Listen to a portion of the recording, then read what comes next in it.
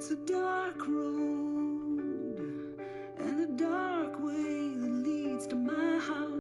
Well, here we are. I think this is the second video, Project Dodge A100. So I had a look underneath, and the objective here was to take a few measurements of exactly where the axle sets and where the yoke sets with respect to the back of the firewall and the back of the engine cowling.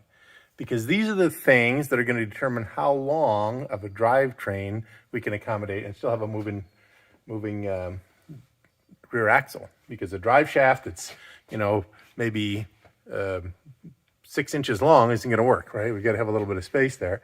So there's a couple of options here. One option would be that we, let me switch it around here, that we take the axle and the springs out and we put an independent suspension back here. And there's about 33 inches between this frame rail and this other frame rail on the left side. And so there might be a little bit of room.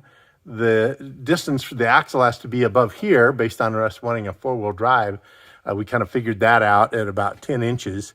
And the objective would be to find a way for the engine to fit with the distance that we have between the firewall right here, or the back of the cab, I should say, and the back of the engine cover, which is a little bit farther forward yet, have that back to the drive shaft. What's that length, and give us enough room for a drive shaft.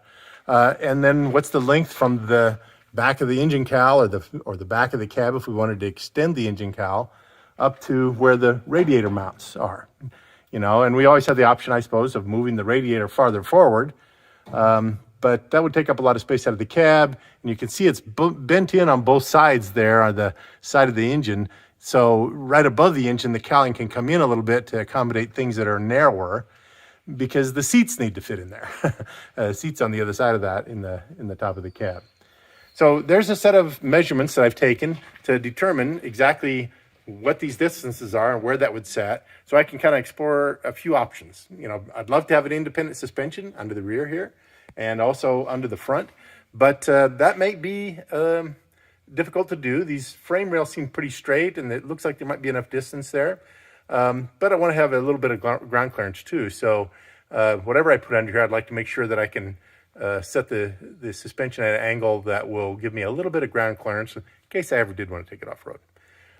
Anyway, that's step 2 of the project. Get it all measured out. I'm going to go draw it all up in SketchUp. If you haven't used SketchUp or some kind of CAD program to do things, it's great for figuring out clearances and what'll fit and things like that. So we're going to try that first, and then we'll come back and maybe map out a few options for engine, transaxle, transfer case, or engine and transmission and transfer case, as well as the axles themselves. Thanks. It's a dark road.